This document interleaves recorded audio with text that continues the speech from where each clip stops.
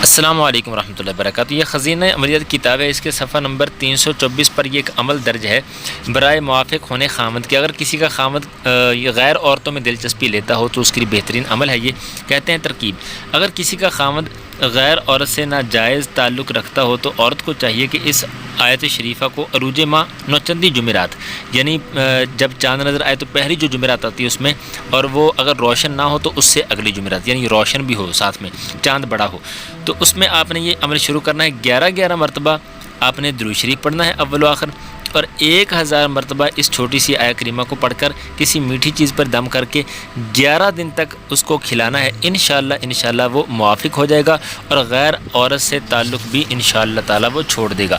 آیہ مبارکہ یہ ہے: بسم اللہ الرحمن الرحیم، قل لا يستوي الخبيث والطيب ولو أعجبك كثرة الخبيث فاتقوا الله يا أولي الألباب لعلكم تفلحون۔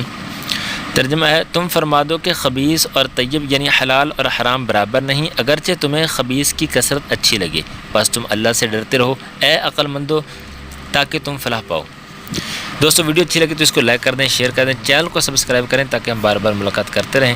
ملتے ہیں اگلی ویڈیو کے اندر، تب تک کے لیے اللہ حافظ۔ السلام علیکم ورحمۃ اللہ وبرکاتہ۔